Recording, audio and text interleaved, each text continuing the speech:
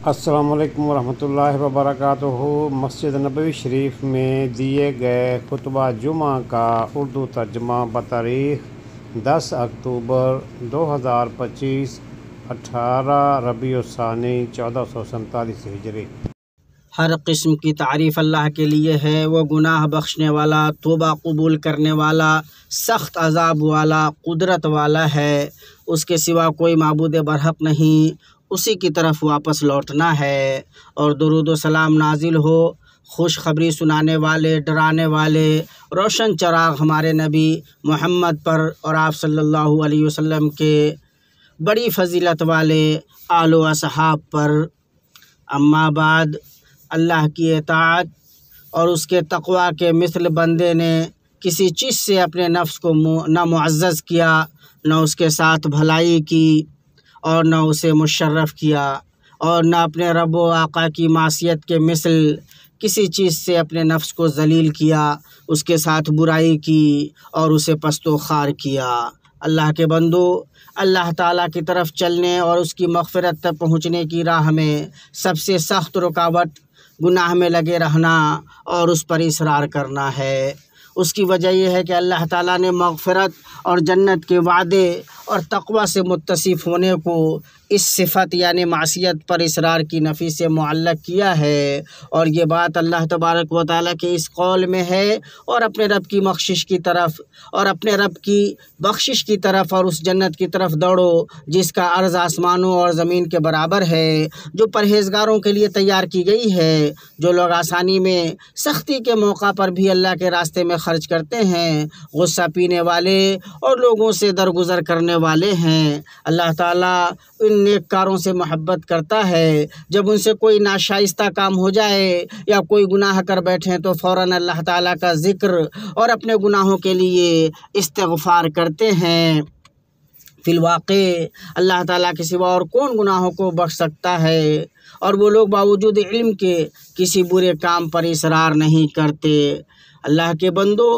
دل کی درستی اور بڑے گناہوں پر قائم رہنا باہم ایسی متضاد چیزیں ہیں جو مل نہیں سکتی۔ بندہ بیدار، اپنے نفس پر احسان کرنے والا وہ ہے جو اللہ کی طرف چلتے ہوئے راستے میں اس چیز کو ٹٹول لے جو اسے اللہ تک پہنچنے سے روکتی ہے یا اسے پیچھے لے جاتی ہے۔ یاد رہے کہ مسلمان کے دل میں امید کی چمک اور ایمان کی نشانیوں میں سے یہ ہے کہ جب گناہ میں پڑ جائے تو اس کا احساس کرے، اس کی خطا اس کے فکر خیال کو الجھائے رکھے، اور وہ گناہوں اور نافرمانیوں کے کیچڑ سے نجات کی تلاش میں لگا رہے۔ کتاب اللہ اور سنت رسول اللہ صلی اللہ علیہ وسلم ان سے بھرے ہوئے ہیں کہ اگر بندہ انہیں مضبوط تھام لے تو وہ ان کے ذریعے معصیت کی تاریکی سے طاعت کے نور میں اور برائی کی الجھن سے نیکی کے سکون میں پہنچ جائے گا۔ اللہ تبارک و تعالیٰ نے اپنے نفسوں پر ظلم کرنے والے گناہ گار بندوں کو رحمت و محبت والی پکار لگاتے ہوئے کہا، میری جانب سے کہہ دے کو اے میرے بندو جنہوں نے اپنی جانوں پر زیادتی کی ہے، تم اللہ کی رحمت سے نا امید نہ ہو جاؤ، بالیقین اللہ تعالیٰ سارے گناہوں کو بخش دیتا ہے، واقعی وہ بڑی بخشش، بڑی رحمت والا ہے۔ تم سب اپنے پروردگار کی طرف جھک پڑو اور اس کی حکم برداری کیے جاؤ، اس سے قبل کہ تمہارے پاس عذاب آ جائے اور پھر تمہاری مدد نہ کی جائے، اور پیروی کرو اس بہترین چیز کی جو تمہارے پروردگار کی طرف سے نازل کی گئی ہے، اس سے پہلے کہ تم پر اچانک عذاب آ جائے اور تمہیں اطلاع بھی نہ ہو۔ یہ عظیم آیتیں ہیں، یہ اصرار و تکرار کے ساتھ گناہ کرنے والوں اور اپنے نفسوں پر ظلم کرنے والوں کے لیے امید کے دروازے کھولتی ہیں۔ گویا کہ جب انہوں نے اپنے رب کی آواز سنی، اپنے خالق و رازق سے غفلت و اعراض برت کے دنبی نیند میں پڑے رہنے سے بیدار ہو گئے، تو وہ اللہ جو اپنے بندوں سے بے نیاز ہے ان سے کہہ رہا ہے بعد اس کے کہ اپنے رب سے منہ پھیرے ہوئے رہے اس کی طرف آ جائیں۔ وہ انہیں اپنی رحمت کی طرف بلا رہا ہے بعد اس کے کہ لگتا تھا کہ مایوسی انہیں اپنے رب سے پھیر دے گی۔ होगी उसके पादाश में कि उन्होंने अपने गुनाहों पर इसरार किया और अपने रब की नाफरमानी में हद से तजावुज़ किया। तो वो पाक रब जो कि बहुत ज़्यादा रहम करने वाला, बहुत मोहब्बत करने वाला है, उन पर मेहरबानी करता है, ये बताते हुए कि वो तमाम गुनाहों को बख्श देगा। यानी गुनाह चाहे जितने ज़्यादा हों और जितने बड़े हों, इसलिए कि वो बहुत बख्शने वाला है, जो गुनाहों पर पर्दा डालता है, बहुत रहम करने वाला है, जो जल्द सज़ा नहीं देता और वो तौबा वो इनाबत कबूल करता है। फिर अल्लाह पाक ने उन्हें हुक्म दिया कि वो उसकी तरफ लौटें और उसके सामने सर तस्लीम खम करें मौत से पहले और अजाब के नाजिल होने से कबल, जब तक वो मोहलत की मुद्दत में हैं। फिर उन्हें हुक्म दिया कि वो उसकी इताअत की पाबंदी करें और उसकी नाफरमानी से बचें कबल इसके कि अल्लाह का अज़ाब अचानक आ ले और उन्हें पता भी ना चले। मुसलमानों, अल्लाह की मेहरबानी और रहमत में से ये है कि उसने अपने गुनाहगार बंदों के लिए ऐसे रास्ते और ज़राए आसान किए कि अगर वो उन पर चलें और उन्हें इख्तियार करें तो अल्लाह की नाफरमानी छोड़ने के खुगर हो जाएंगे। फिर उसके बाद उससे नफ़रत करने, उसे नापसंद करने पर सवाब से नवाजे जाएंगे। चुनांचा जिसे अपने रब से मुलाकात की उम्मीद हो उसे इन ज़राए को लाजिम पकड़ना चाहिए। उनमें से बाज़ ये हैं, ये कि गुनाहगार अपने नफ्स को इस्तिग़फ़ार और तौबा का आदी बनाए, चाहे गुनाह जितनी बार दोहराया गया हो, इसलिए कि एक दिन अल्लाह की रहमत से वो उसे छोड़ने वाला है। अल्लाह का फरमान है, जो शख्स कोई बुराई करे या अपनी जान पर जुल्म करे फिर अल्लाह से इस्तिग़फ़ार करे तो वह अल्लाह को बख्शने वाला, मेहरबानी करने वाला पाएगा। मुत्तक़ियों के इमाम आप सल्लल्लाहु अलैहि वसल्लम, जबकि आप मासूम अनिल ख़ता हैं, हर दिन अपने रब की बारगाह में 100 मरतबा तौबा करते थे। फिर सोचिए उसकी क्या कैफियत होनी चाहिए जो उनसे कमतर है। आप सल्लल्लाहु अलैहि वसल्लम ने फरमाया, ऐ लोगो, अल्लाह की बारगाह में तौबा करो, मैं उसकी बारगाह में दिन में 100 बार तौबा करता हूँ। इसे इमाम मुस्लिम ने अपनी सही में अगर बिन यसार मुज़नी से रिवायत किया है। और बुखारी में अबू हुरैरा रज़ियल्लाहु अन्हु से रिवायत है कि आप सल्लल्लाहु अलैहि वसल्लम ने फरमाया, अल्लाह की कसम मैं दिन में अल्लाह से 70 मरतबा से ज़्यादा मग़फ़िरत तलब करता हूँ और तौबा करता हूँ। और अमीरुल मोमिनीन उमर बिन अब्दुल अज़ीज़ ने कहा है, लोगों, जिसने गुनाह किया उसे अल्लाह से मग़फ़िरत तलब करनी चाहिए और तौबा करनी चाहिए। अगर फिर गुनाह किया तो मग़फ़िरत तलब करे और तौबा करे, अगर फिर गुनाह किया तो मग़फ़िरत तलब करे और तौबा करे, इसलिए कि ये ख़ताएँ वो लोगों के गलों का तौक़ हैं और हलाकत उन पर इसरार करने में है। बंदे की तौबा और उसका मग़फ़िरत तलब करना उसकी अजीम तरीन नेकियों, सबसे बड़ी इताअतों और अहम तरीन इबादतों में से है, जिसके ज़रिए वो सबसे अच्छा सवाब पाता है और उसके ज़रिए उससे अज़ाब दूर होता है। गुनाहों से रुकने के सबसे कारगर वसाइल में से ये है कि बंदा अपने नफ्स को हक़ में लगाए, जैसा कि अल्लाह तबारक व तआला का फरमान है, बस जब तू फारिग हो तो इबादत में मेहनत कर। इसलिए कि नफ्स फ़िक्रमंद और मुतहर्रिक है, उसके लिए अमल ज़रूरी है। अगर उसे हक़ में न लगाया जाए तो वो बातिल में लग जाएगा, और अगर उसे अल्लाह की इताअत में ना इस्तेमाल किया जाए तो शैतान की इताअत में इस्तेमाल हो जाएगा। और अगर नेकियों में सरगर्म न किया जाए तो बुराइयों में सरगर्म हो जाएगा। यह अल्लाह का आदल है, उसे इस तरह पैदा किया गया है कि वो गुनाहों का बहुत हुक्म देता है, शर की तरफ माइल रहता है और बर्बादियों की तरफ बुलाता है। अगर बंदे ने नफ्स को ढील दे दी तो वो आवारा हो जाएगा और फिर उसके बाद वो उस पर काबू नहीं पा सकेगा। गुनाहों पर इसरार से बाज आने के कामिल तरीन ज़राए में से ये हैं कि बंदा फितनों की जगहों और उनके रास्तों से अपने दीन के साथ निकल जाए। इसलिए कि जो फितनों से बचने के लिए अपने दीन के साथ फ़रार हो, अल्लाह ने उसे बचाया।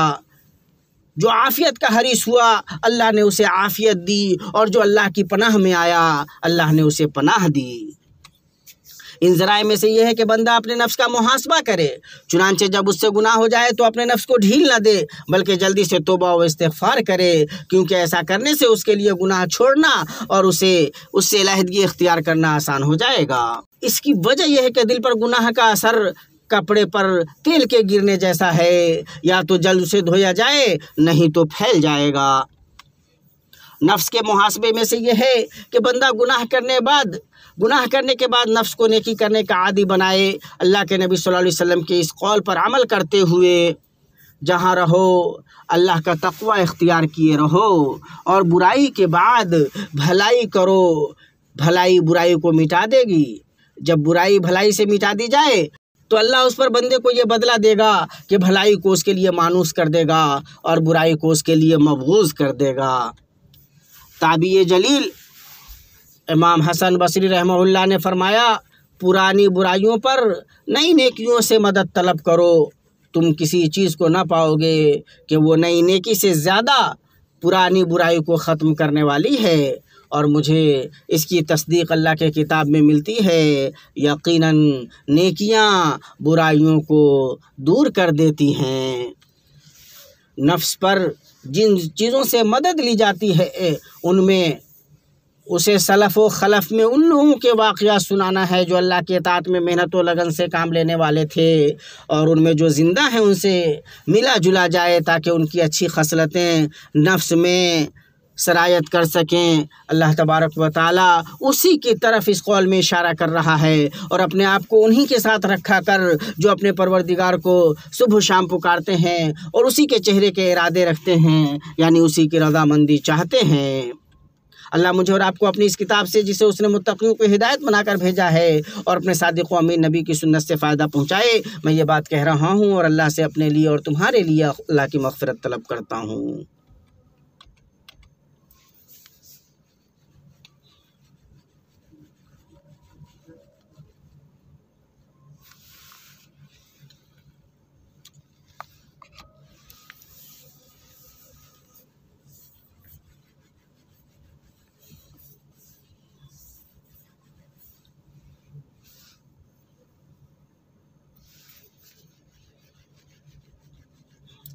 تمام تعریف اللہ کے لیے ہے جو اپنے بندوں کی توبہ قبول فرماتا ہے، برائیوں سے درگزر کرتا ہے، اور جو کچھ تم کرتے ہو اسے جانتا ہے۔ درود و سلام ہو ہمارے نبی محمد پر جو رحمت و توبہ والے سچے اور امانت دار نبی ہیں۔ اما بعد، ان چیزوں میں سے جو بندے کے لیے اس گناہ کو چھوڑنے کے عزم کو مضبوط کرتی ہیں جسے وہ مدتوں سے کرتا آ رہا ہو، یہ ہے کہ بندہ اس گناہ اور اللہ سے ناطہ توڑنے کے اثرات پر غور و فکر کرے۔ یقیناً بار بار گناہ کرنے سے سینہ تنگ ہو جاتا ہے، غم گھر کر لیتا ہے، ہمت کمزور پڑ جاتی ہے، نفس بگڑ جاتا ہے، دل ویران ہو جاتا ہے، معاملات مشکل ہو جاتے ہیں، رزق کی برکت ختم ہو جاتی ہے، اور بدن نڈھال ہو جاتا ہے۔ جبکہ گناہوں کو چھوڑنے اور خواہشات نفس کی مخالفت سے جسم پرسکون ہوتا ہے، دل کو قوت و تازگی اور روشنی حاصل ہوتی ہے، فکر مندی، دکھ اور غم کم ہوتے ہیں، نفس کو قوت ملتی ہے، رزق میں آسانی آتی ہے، دعا قبول ہوتی ہے، طاعت کی آسانی کے بعد اس کی حلاوت کا احساس ہوتا ہے، اور ذکر خیر حاصل ہوتا ہے۔ ابن قیم رحمہ اللہ فرماتے ہیں، خواہش نفس کی مخالفت بندے کو ایسے مقام پر فائز کر دیتی ہے کہ اگر وہ اللہ کی قسم کھا لے تو اللہ اس کی قسم پوری کر دے، اور اس کی خواہشات میں سے جو کچھ اس سے فوت ہو اس سے کئی گنا بڑھا کر اس کی ضرورتیں پوری کر دے۔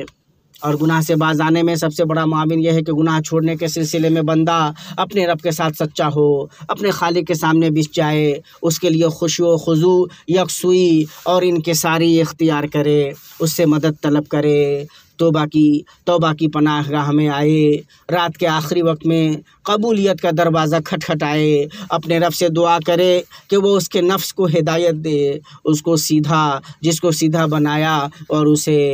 تقوی عطا کرے، اور بندہ اپنے نفس کی برائیوں سے اللہ کی پناہ طلب کرے، کیونکہ زیادہ تر برائی اسے نفس سے آتی ہے، اور حالات کو بدل دینے والے اس عظیم کلمہ یعنی لا حول ولا قوت الا باللہ کا ورد کرتا رہے، کیونکہ کسی سچے کو لوٹایا نہیں جاتا اور نہیں کسی مخلص پر دروازہ بند کیا جاتا ہے۔ ابو سلیمان الدارانی کہتے ہیں، خواہشات نفس کو چھوڑنے کے سلسلے میں جو شخص سچا ہو تو اللہ ان خواہشات کو اس کے دل سے نکال دیتا ہے، اور اللہ اس سے کہیں زیادہ کریم ہے کہ وہ کسی شخص کو اس شہوت کی وجہ سے عذاب دے جو اللہ کی خاطر چھوڑ دی گئی ہو۔ ابن تیمیہ کہتے ہیں، جس شخص کے دل میں کسی گناہ کا خیال آیا اور اس نے اسے ناپسند کیا، اسے خود سے دور رکھا اور اللہ کی خاطر اس سے باز رہا، تو اس شخص کی نیکی درستی اور تقوی میں اضافہ ہوا۔ اور جو چیزیں گناہوں کو ترک کرنے میں معاون ہوتی ہیں ان میں سے اللہ سبحانہ و تعالیٰ کی نوازش و احسان اور اس کی صفات کمال کو یاد رکھنا۔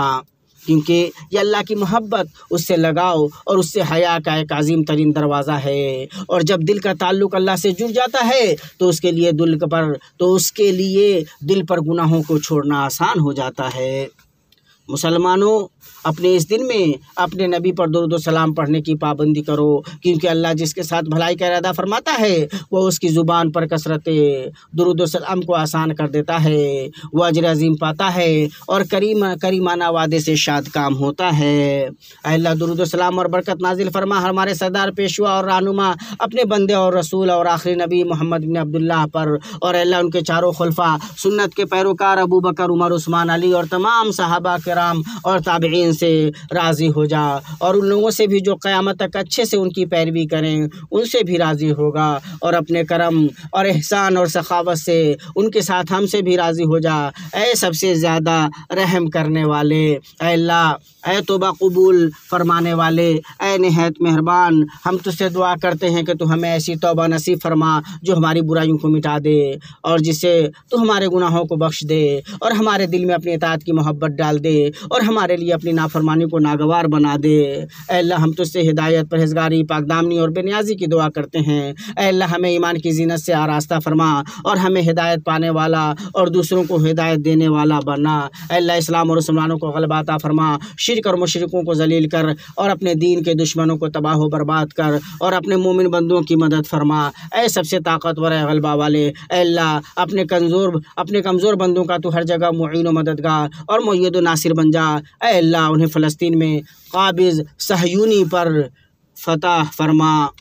اے اللہ، ان کے بھوکوں کو کھانا کھلا، ان کے خوف زدوں کو امان دے، ان کے بے گھروں کو پناہ دے، ان کے زخمیوں کا علاج کر، ان کے مقتولین پر رحم فرما، ان کے بیماروں کو شفا عطا فرما۔ اے اللہ، ہمیں ہمارے وطنوں اور گھروں میں امن عطا فرما۔ اے اللہ، ہمارے سربراہوں اور حکمرانوں کو توفیق یاب کر۔ اے اللہ، ہمارے حکمراں خادم حرمین شریفین کو اس کام کی توفیق عطا فرما جو تجھے پسند ہے اور جس سے تو راضی ہو۔ انہیں نیکی اور پرہیزگاری کی راہ پر چلا۔ اے اللہ، انہیں اور ان کے ولی عہد کو ملک و بندوں کی بہتری کے کاموں میں مدد فرما۔ اے رب الجلال والاکرام، ہمارا رب عزت والا ہے، ہر اس چیز سے پاک ہے جو لوگ بیان کرتے ہیں، اور تمام رسول پر سلام ہو، اور تمام تعریفیں اللہ ہی کے لیے ہیں جو تمام جہانوں کا پالنے والا ہے۔ مزید اسلامک ویڈیوز کے لیے یوٹیوب چینل دنیا و دین، قرآن مجید کے ترجمہ و تفسیر کو سننے سمجھنے کے لیے اور دینی سوالات کے فری جوابات کے لیے واٹس ایپ گروپس میں شامل ہونے کے لیے 00923167983575 00923352520207 0096653489128 0092338611797۔ نماز، مصنون اذکار اور قرآن سمجھ کر پڑھیں، دوسروں کو بھی دعوت دیں۔